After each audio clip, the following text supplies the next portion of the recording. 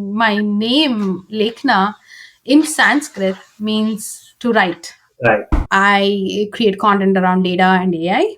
Would you be comfortable sharing a range of how much you would make just from content creation and from your business? Oh yeah, I had a lot of fear. Like I was like Hmm. checking my phone constantly because I was scared that people are going to comment. So I had a folder on my photos where I had put all the positive comments of people, and then I just scroll and I'm like, okay, I helped this person. It's a very small thing, but it really helps you be so confident. Now when you're ready, go to that networking event and start pitching yourself. Say, I'm Lekhna, nice to meet you. So what made you come to this event? Okay. That's how you start. Can you give one or two tips in sales for Mhm. especially selling digitally, right? It's very difficult. Welcome to the Hustlers Podcast. I'm Jay Desai and I bring you stories of immigrant entrepreneurs so that you and I can learn from them if you are thinking of starting something on your own or just a side hustle to supplement your income. Because let's face it, jobs these days are as risky as businesses. Let's dive in. Hi, Lekhna. Thank you for joining me on the Hustlers podcast. Welcome. Yeah. Hi, Jay. Thank you for having me. Tell us, how did you start? How did you get into this field? And from there, how did you become a content creator? And Yeah, sure. So I actually I did my MBA, and then I could not get a job right after my MBA. So I was like, I had to see what are the other options. And that's when I started volunteering. I volunteered for this nonprofit. I did a lot of social media for them. Like I started writing blogs, posts, and things like that. And that's how I stumbled upon analytics. Like they started analyzing their social media metrics and stuff. And I was like, okay, there's something here. Analytics is something very interesting, and especially the results that it can change, how it can change the business metrics and things like that. So that was fascinating for me. So I was like, maybe I should take a course or something like that. That's how I got into analytics.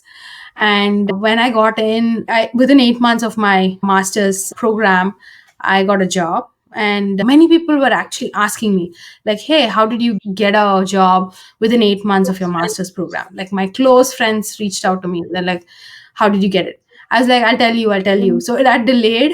And back in 2021, I was like, it was the COVID time. I decided I'm going to start sharing like videos so that I can help out my friends too who are trying to get into this space. I got started with my Instagram, started sharing all about how I got into the field and what are the courses people can take. And also, I had this approach of, you don't need 2 years of your life, like masters, to actually do a data course. You can do it other ways too, but you need the right guidance and mentorship. So that was my goal of starting the you channel shared a as lot, well. right? And the interesting part is you said you got a job in 8 months and your friends were surprised, master friends of. What is it that uncommon? Was it Yeah. that difficult to get a job? Was Yeah, so I was a complete non-technical, right? Like I did my MBA. I didn't have a undergrad in computer science or something like that. My undergrad was in industrial management. So that coming from a non-technical background and going within just 8 months of my master's program, that was uncommon, yeah, at the time.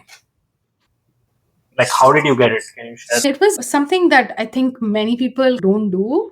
I always wanted to apply my knowledge. Like I think back in when I was in MBA, I couldn't apply my MBA skills. So I felt that I'm just learning all this theory. I don't want to just learn and not apply it. So I took a different approach when I did my master's in data science. I wanted to apply it. So what I did was I reached out to my local nonprofits. I reached out. So there are these Center for Women that it's, I think, more the city that I was living in back in Pittsburgh had a Center for Women where they have all these women owned businesses and companies, startups. They help other women out. So I reached out to the Center for Women and said, hey, I'm learning data science and this is my resume. I have these skills. So I was At that time, I was learning R, and I knew a little bit of web scraping and basic stuff, not too complicated. So I reached out to them, and one of the CEOs of a startup, she reached out to me. We are looking for someone with your skills. So we're gonna hire you, but you're gonna volunteer for us for some time, then we will convert it to full time. So that was how my transition went. So I did volunteering work for over 2 months for them. They really liked my work, and then they That converted is me very into interesting. full And time. I think, at least when I was growing up, this was common back in India. Like I did engineering, and I think we did a lot of theory. Like we learned a lot of theory. We never really did projects by Yeah. ourselves and put it into practice. I think that's the learning, right? Now it's become so competitive. You need to be doing something additional to stand out. Right. So then you said you were trying to help out friends get this job, right? Why did you decide to go and create content? I am guessing it would have been easier to just go help them directly. So the thing that I found was like my close friends were asking me, and there was a point when their friends, like someone friend's friend, someone was asking, they're trying to move into data, like how do they get. So there was a point where I was like, okay, I told my friends like, hey, this is how you can go about it and stuff. But there was a point where they were like, my friend's friend, wants to get in, like how do they do that. So I was like, okay, I see a need, like there like many people were asking, and obviously I can't go to everyone and just help them out. So I was like, I'm just going to create a YouTube channel. I mean, not a YouTube channel, an Instagram page. Just share that to them. Were there other resources out there that you personally found helpful? Something that you were putting out? Like, did you think of, am I going to create something new, or am I just going to talk from my experience? So initially, when I started off, like actually because in my volunteering work, I already had the knowledge of social media analytics because that's what I was doing in my volunteering work. So I knew how this whole content creation thing works, like especially from coming from the analytics side. Like I knew what metrics, like that kind of stuff.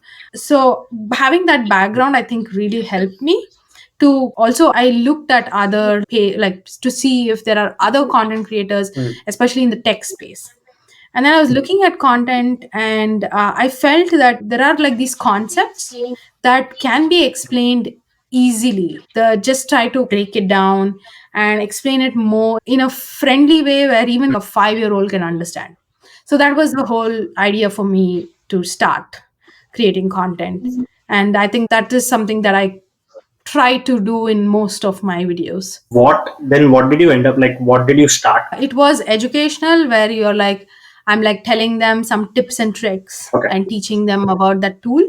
And then there are just the roadmap, like how do you get started, what kind of courses do you take, and like real world perspectives, like coming from this company, like what does a recruiter see exactly. So it's like the whole, I mean, a complete data analyst, like what you see, the entire life cycle. And what was your proficiency? Yeah, that time when I just got started as a content creator, I was almost 3 years into my 3 4 years into my job. So at that point, I was doing a lot of BI. I used to do a lot of Power BI, used a lot of SQL. So these literally were my like day to day Power BI and SQL. That's it. Okay. Yeah. And then you started, and you said you took a break and you moved a little bit to data science. Can you tell how is that different from data analysis? Yeah, so actually, my husband joined me on that journey where we spoke about data science as well, because he is a director for data science. So he wanted to bring some points, like viewpoints on how people can get into data science, because I was getting a lot of requests from people about data science. So I wanted to see if he can answer that. So that's why I transitioned and did a little bit of data science as well. And coming to your question about how data science is different from data analytics, actually, right now, especially today, I'd say the lines are blurring. I think data science and data analytics are becoming one because of all the AI right now. It's like data science is usually more like a research, building models, doing a lot of computationally heavy kind of things. That's data science. Data analytics is basically just analyzing the current data that you have and giving some predictions. Correct. So when you started content creation, right? You started with the initial idea of a lot of people are asking, you can't serve them individually.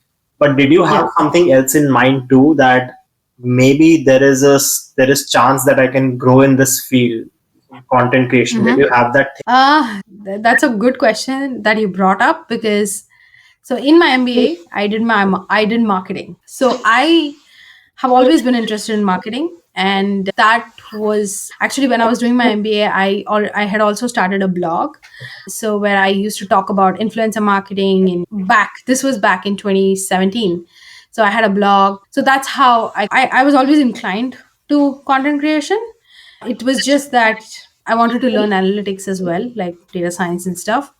So I was always, I think, in between both of them. So that's how I figured I think like the creativity side of things more. What did you do differently? You, of course, now established yourself as a content creator. I've heard people tell me this. The way I create content, like the way I put out videos or the way I even talk, it's very easy for people to understand. Whatever I learn, I tend to break it down into smaller chunks so it's easier for someone to understand. Okay. I think one of my best reels that I'm really proud of is one cooking reel which I did, and I am explaining data analytics there. So it was super simple, super easy. So that's something that I So what was your viral moment? yeah. Yeah, it was a reel that I never expected will be viral, but it became viral. It was funny because honestly, that reel, I never put in much effort. So this was a reel, it was like just took it at an instant and just pulled up my phone and I just recorded it and then just put the required text. And it had got, I think around, the last I saw, it was like 3 million or something. So I was like, wow, I didn't even put effort for this, and this went viral. And how many followers did you go from to once the reel went viral? So with that one video, I think I have got around 15 to 20,000 followers. Wow. And where were you at before that reel? So before that, I think it was around like 35,000. So that's also pretty nice, right? How did you achieve that initial number? So the initial number that I felt my first 80K ish was in less than, I think, 10 months ish. Okay. I would say. If you ask me how did I get that, I think it was all about consistency. At that time, the Instagram algorithm was very different. So I was literally posting 7 days of the week and showing up every day, going live almost every week. So that is how much I showed up. So yeah, that was very consistently slow growth there until that 30K viral reel. But for me it was definitely consistency. Other than that, I think it was more about really engaging with the audience. So there were like instances in the live sessions where I really asked people about different questions, answered their questions. So that engagement, like, right, even when someone sends you a DM, just responding to them. To even be consistent, you have to provide value, right? How did you figure out what kind of content to create? So I initially getting started, I had a bunch of things that I knew I'll cover.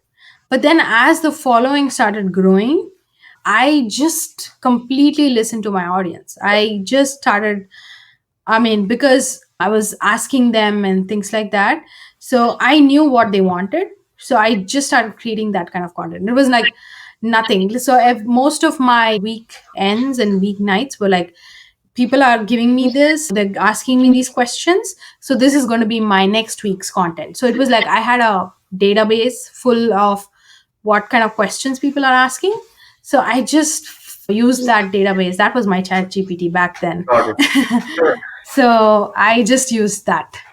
What are highs and lows of a content creator? Oh yeah, I can literally write a book.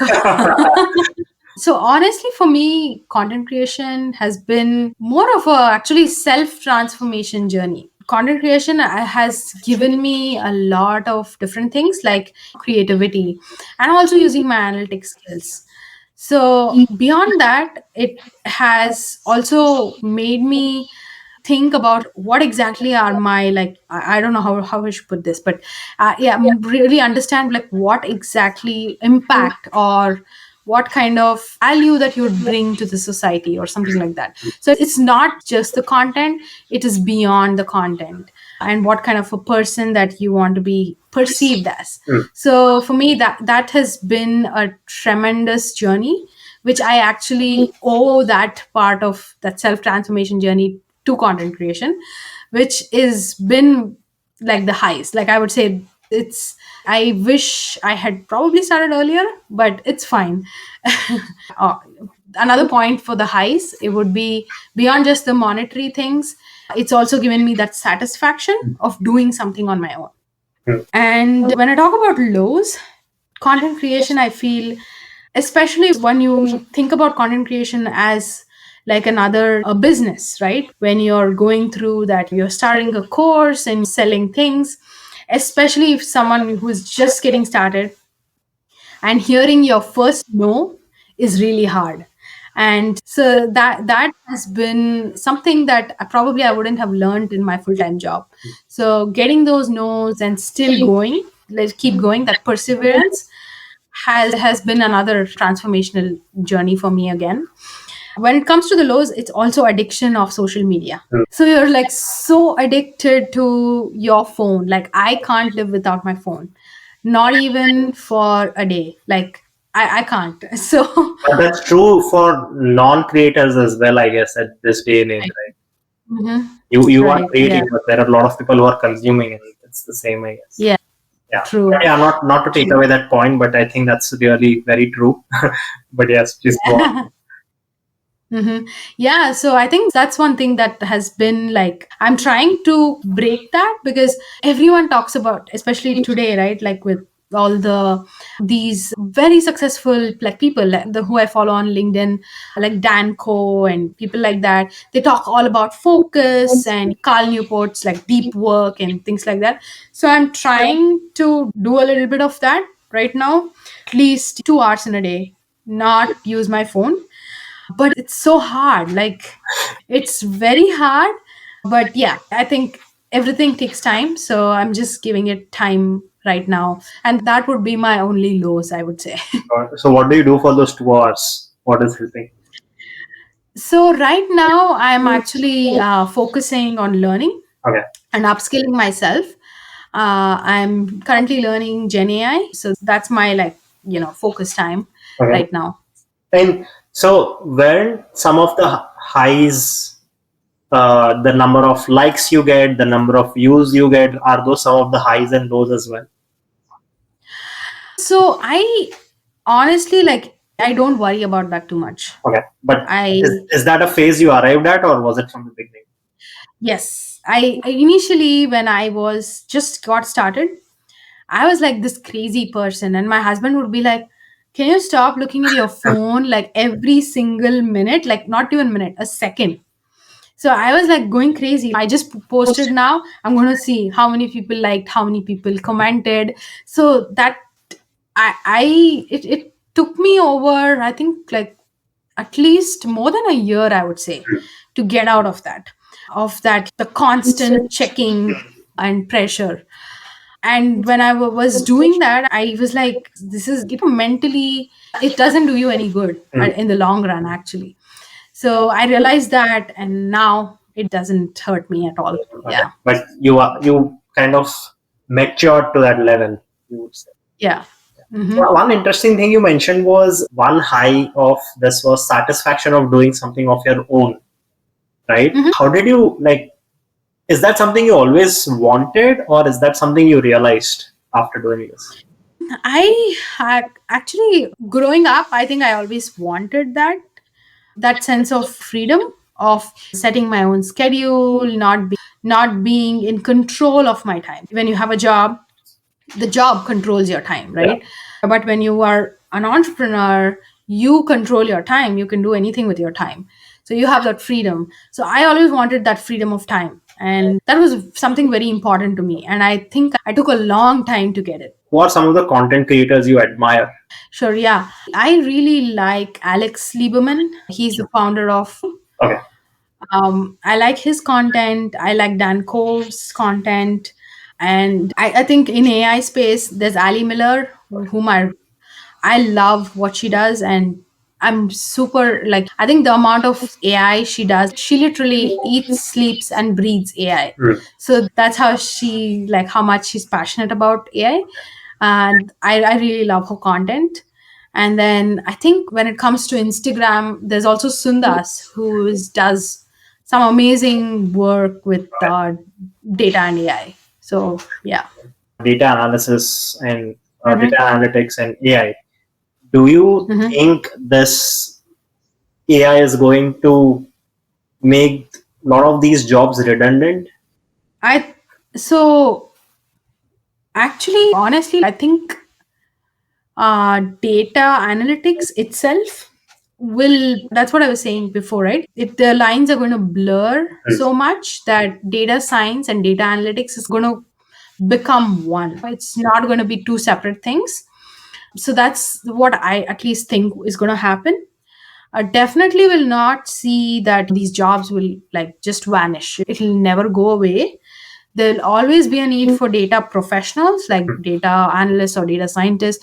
There will always be a need, but definitely we will see a reduction in the workforce, right? Like we will see let's say there are a team of 10 data scientists.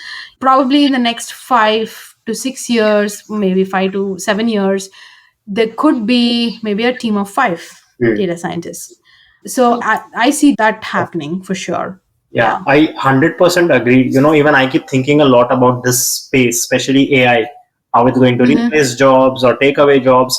But one thing I feel very certain about is yes, it's going to reduce the number of people required in that space. Maybe it'll create new jobs and something new, but the Mhm. current fields like data scientist, data analyst, it won't Yeah. require 10 people, it'll require 2 people or 5 people, like you said. Mhm. Right. So, how should one prepare those who are in that position or those who are in that situation where they would feel their work gets redundant or their job gets redundant? So I would say that either you upskill yourself, learn AI, and be prepared. I would say more stand out in whatever you know, right? Let's say you are a data analyst or a senior data analyst right now. Start learning AI Hmm. and see where it fits in your company, Okay. and maybe start proposing. And once you understand the business, like being in the company, let's say you're in the company for more than 3 years, you understand data analytics, you understand business, and now you're learning AI. So try to maybe come up with a solution for your company and propose that and see how you can work. So that's one way to stand out. That's like you are on the cutting edge stuff, and you know the business, and Hmm. you're actually giving them some value with your AI skills. Hmm. So that's one way to upskill and stay current. And the other way could be just start focusing more on one particular like niche, I would say. If you're a senior data analyst and you're really good at visuals, uh, maybe try learning these different AI tools and see how you can really good at making really amazing visuals. Hmm. So these are some ways that you can stand out. I think that's going to help you in the long run. So you're saying basically one second part is master the tools, the AI tools especially, because Yeah. they are going to do the job for you. You just need to ask them the right question. Mm-hmm. That's Yeah. where you are getting at, right? But Yeah. do you feel the need to diversify? Yeah, I think so. Like currently, the mentees that I'm currently talking to, most of them are having two different paths. Either they are like doing data analytics and they also do, let's say, some freelancing thing, right? Or let's say they have a page where they're sharing content, but they want to look for a full time job. to pay the bills and things like that. So I think diversification generally would be good. Having that thing that you really like, yeah, you don't like, you are so focused in doing that, and you don't have a track of time. I think today's post, my post was all about that. Like, you focused on something that you lose track of time, and you love that doing that thing, then I think having that and your job like a data scientist or data analyst will actually help you too. Like, just how I was doing content creation definitely has helped me. So I think diversification is good. Yeah. Actually, a good segue to what. So you are not just a content creator; you are now an entrepreneur. Can you talk what what kind of business do you have now? Mhm.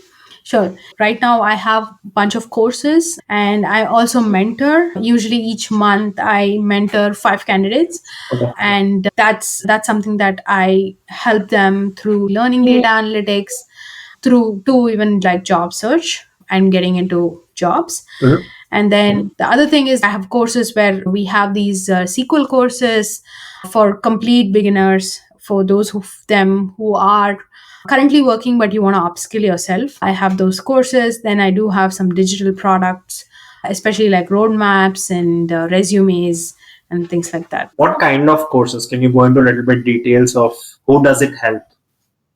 Yeah, the SQL course that we run is basically for anyone who is like currently working Mhm. and they're trying to upskill themselves, but it's really hard, especially working professionals find it hard, like very hard to find the time to do anything. And my goal is to help you literally stick to the time and actually learn that, either it could be like that course or the chapter or whatever, like whatever materials that you need finish for that day. So it's more like an accountability sort of a course, where I really help them through that finish line, Okay. while not just take a course and forget about it. So that's my goal with this course. I actually did this. I did a Python course very recently and I didn't finish it. So I understand the accountability part. I think it was almost until last I went and I didn't finish it because I'm like, okay, now my focus has changed. But what is like your selling point? Because these courses, I'm sure they are available for free and even now AI can teach, right? Yeah. So why do people prefer to choose to work with you? Mm-hmm. Yeah. So the thing is, like, people like on usually who come to me are someone are who relate to me, and also those who are more like about this course. Honestly, it's like just I'm going to be giving the accountability. So Okay. I'm going to be helping you throughout the way, like the entire 4 weeks of the course. Okay. And only once I know that you're actually working towards that goal, will you get that certificate. So it is. So that's one thing that I make sure. So you provide Only certifications as well? Yeah, Okay. only people who are serious about it. Right. You just come to me. Yeah. You went from Mhm. content creator to now a business owner. When did that transition happen? How did it happen? So 2022, my channel was growing and it was doing pretty well. And then, like, I used to see, I used to see all the other content creators, and they were doing like this. There's this little paid partnership thing on Instagram, and I'm like, what is this paid partnership? Mm. So by then, I had not like researched about partnerships. So that was something new for me.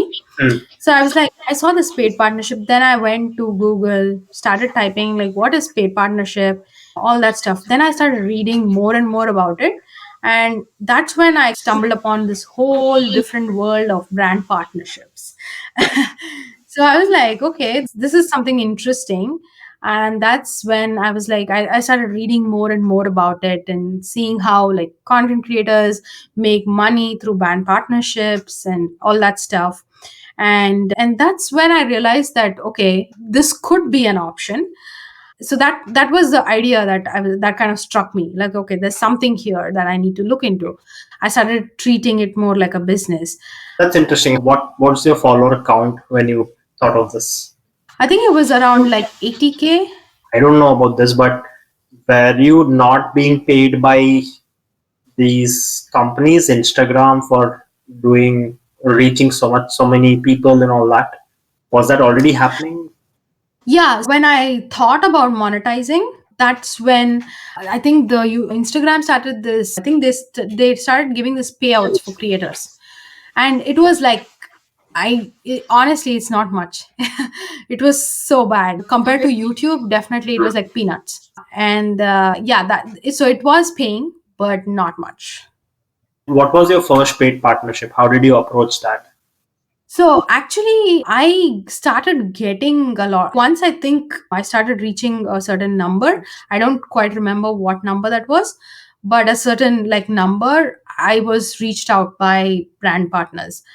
So I started like many people reached out to me. I think my first, if I remember clearly, my first brand partnership, they reached out to me, Okay. and yeah, I just hopped on that bus, and yeah. And how many have you done since? Um, I don't remember, honestly. Do you remember how much you were paid? Would you share that with us for your first partnership?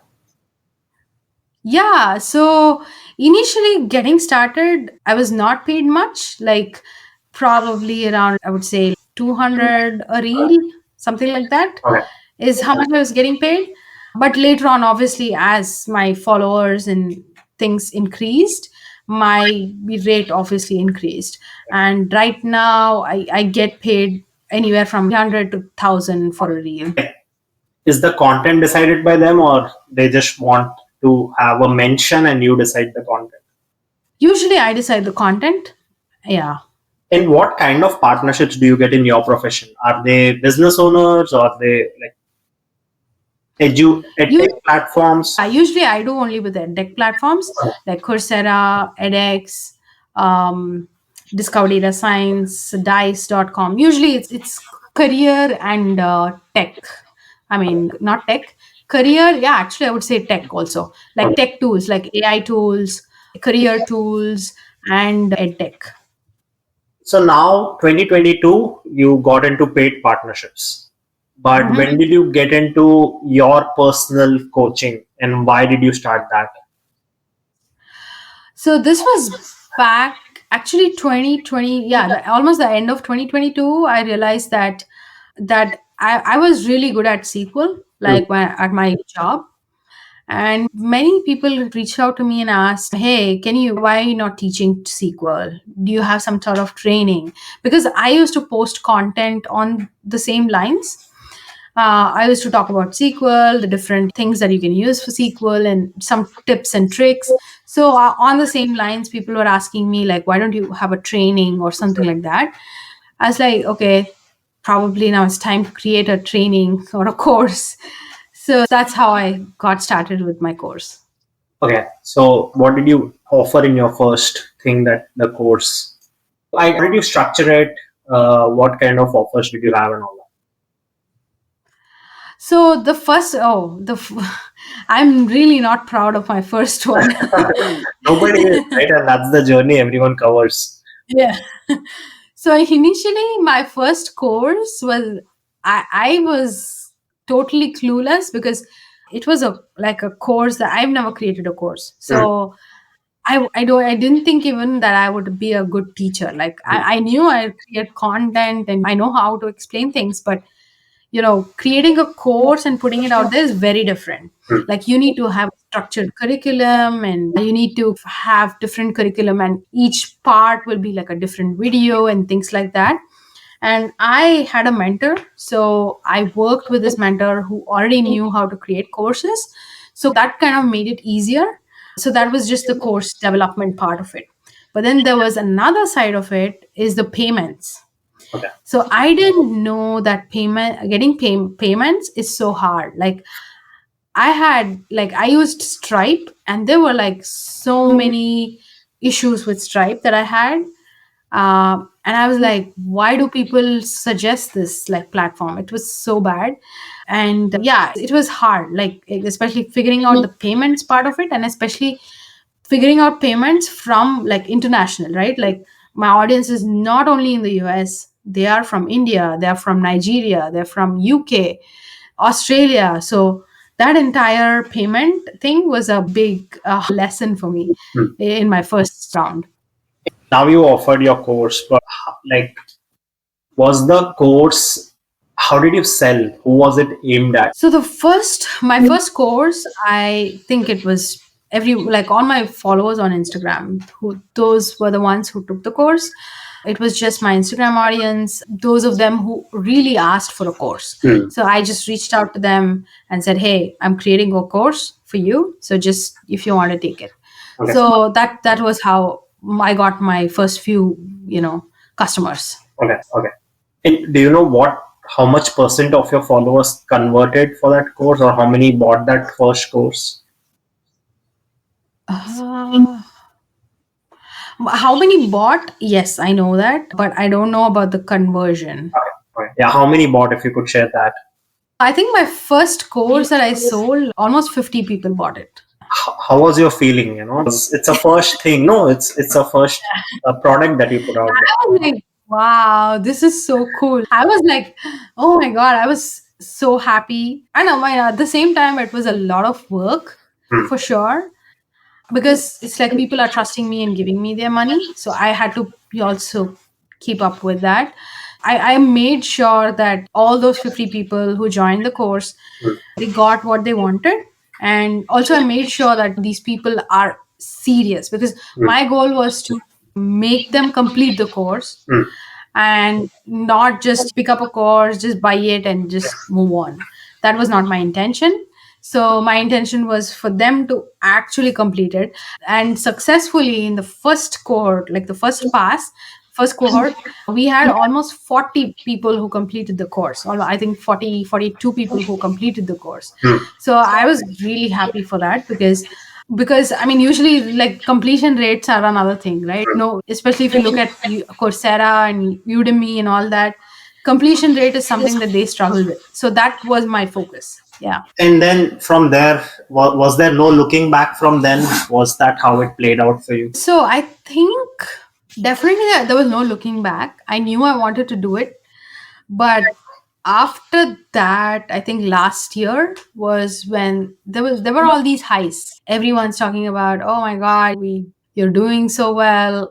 But behind the scenes, I knew what was happening, because there was a lot of, because I was managing my full-time job and I was doing this. I think there were nights when I did not sleep. I couldn't sleep. Like there were weekends, which I never like. So literally like last almost 2022 to 2023, that whole year, the like almost 2022 August till 2023, like March or April, it was a very tough time because I had to do everything on my own. And I was a solo founder. I never took help. That's one of the things that I'm trying to do more of this from last year, actually. I didn't take help. So I had a lot on my plate and realized that I had to delegate. I have to get some help, delegate a lot of my work, and get things done.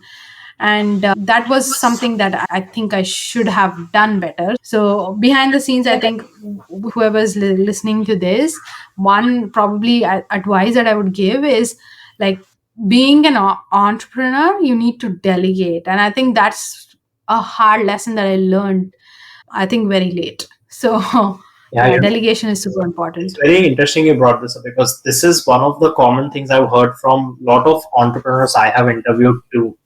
Like in my last interview, I interviewed someone who sells personal care natural products, like hair care and all that, and she had the same thing. Of course, not everyone has the luxury at every stage to delegate, but that's the learning, which is very interesting. One was the course creation that you did, but you also do mentoring. How did you get into that? And what is the difference between the course and the course that you offer and the mentoring program that you have? The course is, I mean, it's just a basic course, just a starting course for anyone who's trying to learn SQL, and that's it. But mentoring is where someone's already, who is learned, who have already learned data analytics, but they're struggling with the projects and resume and job search, is who I actually mentor. So this is someone who is like, especially with the job market right now, it's so hard to get a job. And how do you stand out?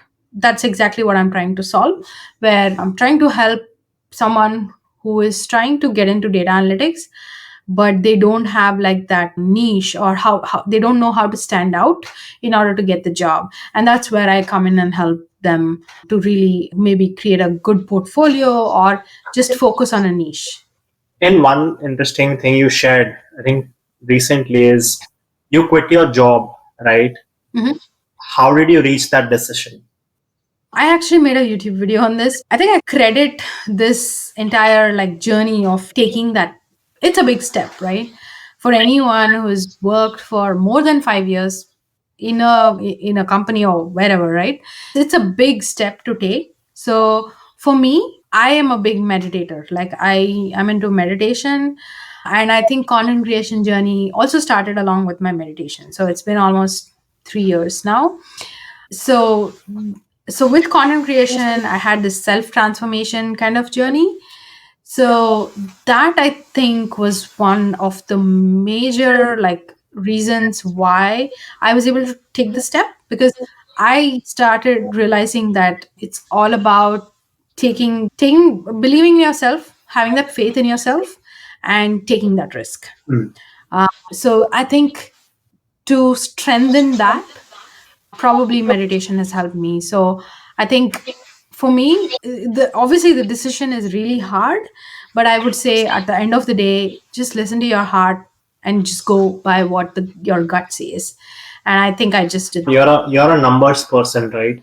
Did you put any Mhm. kind of numbers to that decision? Yes, definitely. Definitely, I did, because I was like, okay, once not the monetary part, but I had a number for like savings, right? So I'm going to save up X amount. And if I'm going to, once I save up that amount, and with that savings, I'm going to have X amount as like a safety net for my business. Like I'm going to play with this business, not play, like I'm going to test out my business idea with this amount. And once I come down to that amount, and I have some left as a savings, like a backup plan, once I have that, I'm not going to touch it. If I don't make it, or whatever happens, I'm going to get another job. So that was my backup plan. So I have my money for my business. Whatever happens, I'm going to test it out and see what's going to happen and things like that. So that was the savings part of it.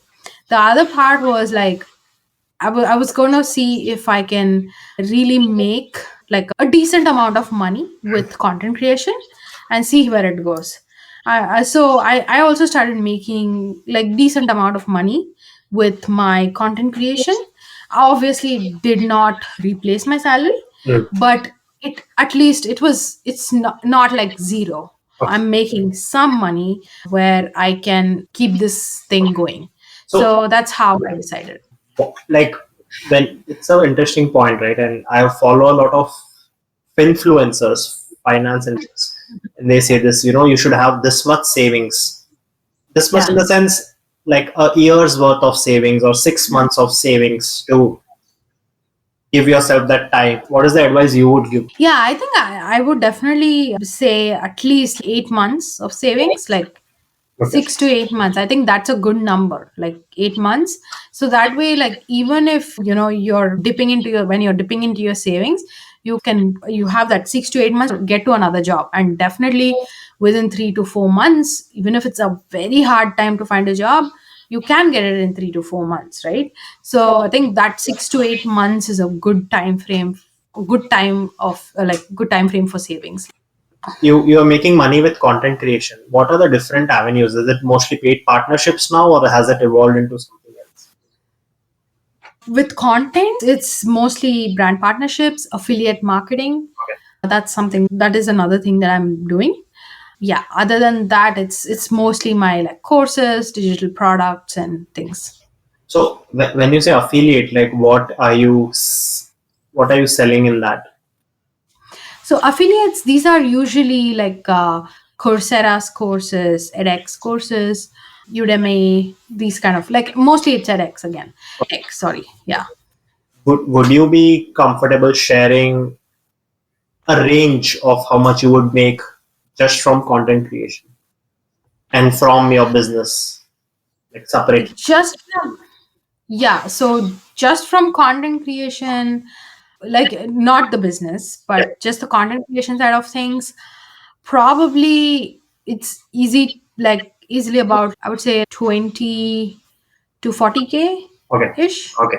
Okay. Yeah. So, yeah. And about your business. Business so far, I think it depends, right? So if I have the courses running every month, like in the year, it's a different number. But when I have the mentorship, it's a different number. But generally, to give a ballpark, easily around, I would say, again, like another 20 to, sometimes it depends. Like it depends on the number of people, and it's very variable, right? So I would say 20 to 30, depends on how much. And Yeah. what is your goal? What have you set in mind? Where do you want to reach? So goal, I think, I really love writing. Writing is something that I have been really passionate about. I was a writer, like, if I can, back when I was in school. So I used to write poems, I used to write stories and things like that. So my vision would be just become an author or something. Become an author and maybe give back more. I want to do a lot of philanthropic Mm. things. I want to help kids. Yeah, I want to help kids with their education and things like that. So that's my, like, grand vision. I want to make money to give away money. So that's what my grand vision is. Funny thing you said writer, but and I don't know this, but is that the meaning of your name? Yeah, I mean, I don't know, it's coincidence. So my name, Lekhna, in Sanskrit means to write. Right. So I guess it's yeah. it's your destiny. Yeah. Yeah, I'm sure that you'll succeed because you obviously have passion for it, talent. Uh, Yeah. so do you you said you started as a one man show or one woman show. Mhm. Do you now have a team? Yeah. So yeah, right now I have an editor. I have someone who's helping me on my channel, my Discord channel, and then there's another one who is like kind of freelance thing. So it's a team of three right now. Okay. Yeah, so I really need, I'm building a team, Okay. so I'm delegating more. So that's something that I've been working on since last year. I've been trying to delegate more and take things off my plate, because it gets to a point where it gets really overwhelming and it's not healthy for the entrepreneur as well. Yeah. So You mentioned Discord, right? And that's something very interesting. Can you explain what Discord is and what are you trying to do there? yeah, my actually, the Storytelling by Data has this group of people who can go there and ask questions, any career questions, or if they have any requests for deep dives or like any sort of materials that they need. So anything that you really want to ask, especially on Instagram, obviously you can't, right? It's just one-on-one conversation. Hmm. Here in Discord, it's one to many, where I can post things and people can ask, I can get their feedback. And it's not like only me helping, people can help people too. Okay. So you're kind of building a community there, more engaged community. That's what you're Yeah. doing. And so in your profession or in this profession, right, data analysis, data science, can you share what are some key skills or competencies required for someone looking to make a transition in this career? So the skills, I think actually it's very underrated. Some of the most important skill that for anyone who's looking to in this field, especially if you're trying to transition from a different, like, job, let's say, the business skill, the business knowledge, the business domain knowledge that you have is very underrated.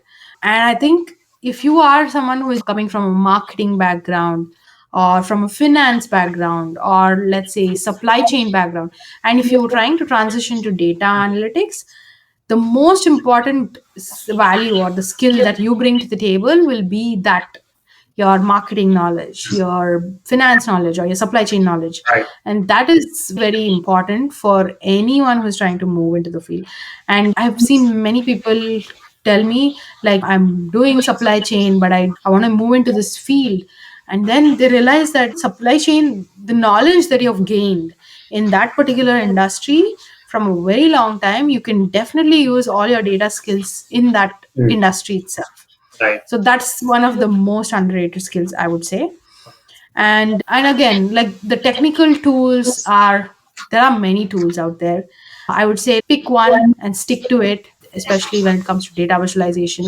Just stick to one particular tool. If it's Power BI or Tableau, I would break the skill down into, let's say, data visualization. Just pick one tool, because just the tool knowledge can go only, for some time.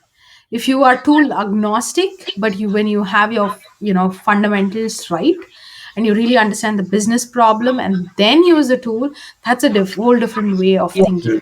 So that's how I would approach learning any of these skills. Learnings as a content creator and a business person, right? Because I'm sure it's not easy, right? At least I know for me, it's not easy. Content creation, showing up on Instagram, being consistent. How did you do it? How did you what initial fears did you have? How did you overcome that? Oh yeah, I had a lot of fear. I think for me initially it was like, I don't want to show my face. I don't want people to mock me. I don't want to. But I mean, initially when I got started, I mentioned, right, like, I was like checking my phone every single, like, minute. And although I was like working, and I'm like, I couldn't focus on my work. Like, I was like checking my phone constantly, because I was scared that people are going to comment on my looks, or put in some weird comments. Because at that time, I had my family and very close friends following me. This was Yeah. like when I had just 1K followers. Yeah. I had just my close family and my friends following me, and I didn't want people to comment and my family to see that comment and things like that. I was very like, I was scared, honestly. And then I started posting. I was like, I don't know why I just kept consistently posting, because I initially, when I started, there were a couple of people who very encouraged me, especially some comments like, this is a nice post, that I felt it fueled me to do more and more. And then the more I started posting, I started getting more questions, and people were like saying, oh, this is nice, you should maybe do content around this, and things like that. Then I was like, okay, that kind of gave me that confidence to say, okay, people, even if one person finds value in my content that I put out today, I'm going to do it. Okay. So I'm going to do it for that one person. So that was my mantra the whole time. Nice. Did you receive hate comments or things like that? How did you get over those? So actually, if you go to my YouTube and see, all my comments are crap comments. People are like, why the hell are you dancing? Why do you look like someone? You look like crap. And or these are the comments that you see. And on Instagram too, I did get hate comments. I have got a lot of hate comments, but usually Instagram does a good job on hiding them. And then you look like this. And I think it's most to you women influencers who get these kind of comments. I don't know, but I think it by that point, I think I was already doing pretty well. So it didn't let me, I was not disturbed, or I didn't care about it. Yeah. But was there any particular strategy you would do in your own space to like forget about that, or learn to ignore that? I think it was a lot of, for me, internal self-talk. I had a folder on my a folder where I had put all the positive comments of people. Like, I just taken a screenshot and then put all those pictures into one folder. Then I just, scroll and I'm like, okay, I helped this person, I helped this person. So that was, whenever I felt that, I went back to this folder and I just scroll the pictures. And I'm like, okay, this is why I'm doing it. So let me just ignore the one. That's I don't know how you learned it, but that's a very Mhm. interesting idea to follow for anyone who is Yeah. on this journey, right? Are there some things that you do that you think helped you build your community of people coming to you and all that? Yeah, so I think most of my entire like community building was through my courses. Actually, it was through my courses, I would say. Okay. The people who took my course, like the people who took my course, I'm still in touch. I still really appreciate them, and I'm grateful for them. So I'm still in touch. Those first 50 people who have taken. So I think that the courses has helped me build a Hmm. stronger knit community versus any of Discord or Instagram. It helped me because I provided value to them, and also in turn they come back to me and ask me like if they have any other questions or things like that. So In one of the things you share is networking, right? And especially it's important in Mhm. this market. What Mhm. are your tips to networking? Oh yeah. I think after especially this year, I think there are a lot of events that happen. I think one of the tip like for anyone who is like new to networking or you're trying to network, I would say is create that 1 minute pitch about yourself and just look into the mirror and tell that pitch to yourself, like keep repeating that pitch, and that kind of helps you build confidence. Actually, it's a very small thing, but it really helps you be so confident. Like I have literally spent, I would say, like at least 10 minutes looking in the mirror, talking to yourself, telling yourself your own pitch like 20, 30, 40 times. And that builds your confidence. Now, when you're ready, go to that networking event and start pitching yourself. It could be if you're looking for a job or if you're trying to get a client or customer, whatever it is. And also, pitching is one thing if you're going for us like a business kind of networking event, but in there are some networking events where you want to just go and authentically just build that relationship depending on the type of networking event. And networking is key, especially if you're in US and if you're trying to get a job. The only way you can get a job is through networking, and it's so important. It is through that one referral that you met someone somewhere who will give you that referral. So that is very important, and I think that's something that I would say. Okay, you prepared your pitch, but you go to an Mhm. event, you don't know anyone there. How do you, Mhm. use that pitch? Do you just approach someone you're interested in talking to and just Yeah, okay, just reach out to them and say, hey, I'm Lekhna, nice to meet you. So what made you come to this event? okay. That's how you start. What So they'll say, okay, I saw the speaker, that's why I came. And then, oh, that's great. Even like, are you planning to speak to that speaker? Hmm. Okay, that's great. So what do you do? That's how you get started that conversation. Yeah, very, very, Yeah. no, that's a very interesting idea. So one thing you continuously said was you have matured quite a bit through this journey of yours of content creator, entrepreneur. What what are some key changes that you see before you started all of this now? If you ask me the same question 3 years ago before I started content creation, I would have probably said, Jay, I'm currently working as a BI analyst at this company. So, what do you think about what's your future and stuff? Probably I'm going to be doing this job for the next whatever X amount of years. Yeah, so that's what I'm thinking about. So, right now, if you ask me this question, I'll probably say that I want to become an author. I want to help. So the clarity in my purpose, like understanding what I really want to do, that is the clarity that I have got through this journey. In professional growth, what is the professional growth you have seen? Because of course job was one thing, but you did a lot of things outside job, and that gives you a tremendous growth. Yeah, so skills wise, I think I have acquired a tremendous amount of skills other than just the technical skills, like storytelling, breaking down complex concepts. How do you break it down? Communication, public speaking. Then all these are like soft skills that I've learned actually through content creation. And it's something that probably I wouldn't have learned being in my full time job.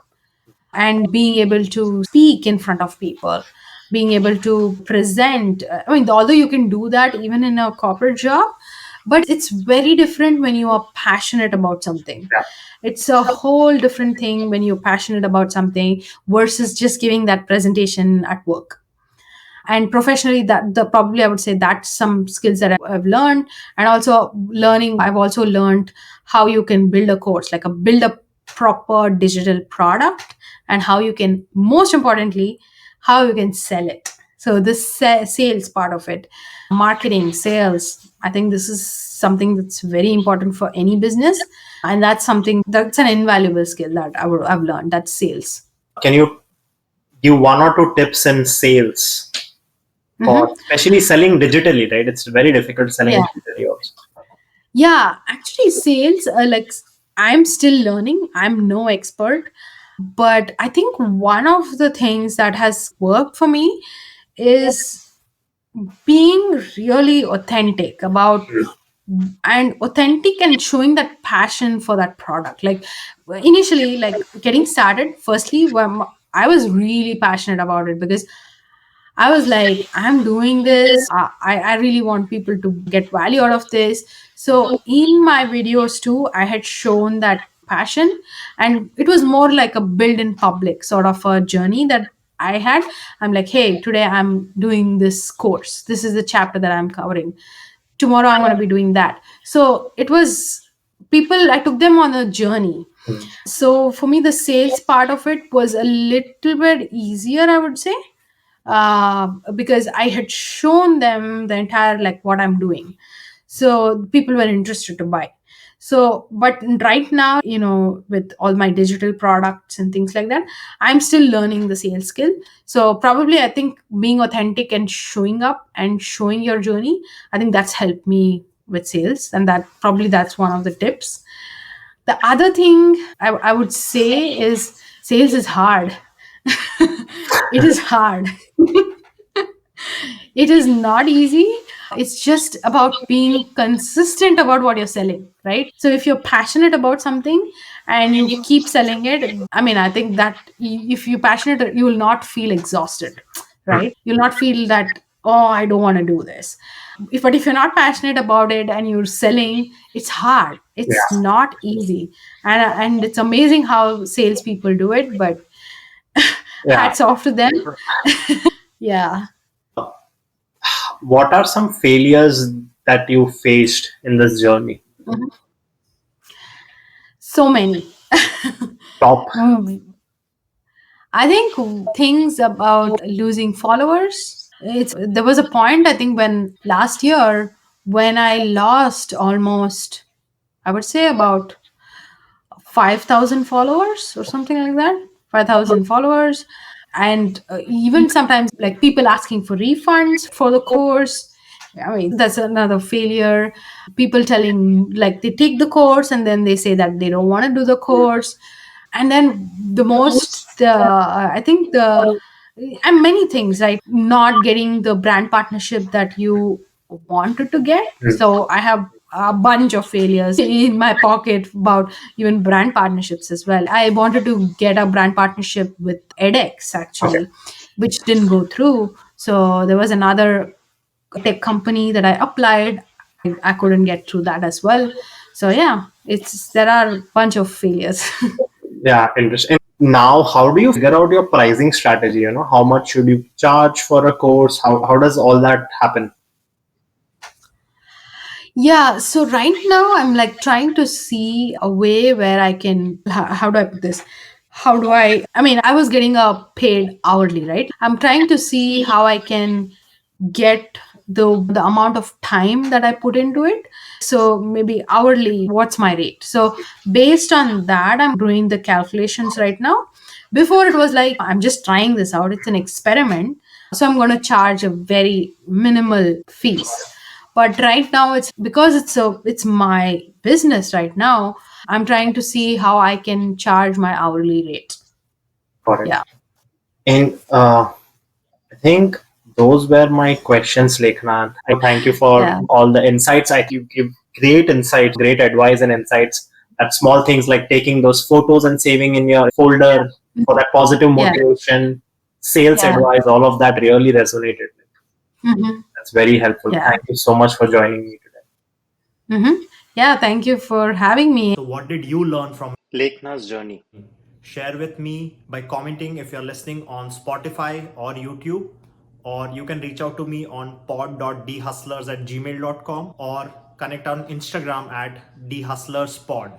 I will link the details in the description. Thank you for tuning in.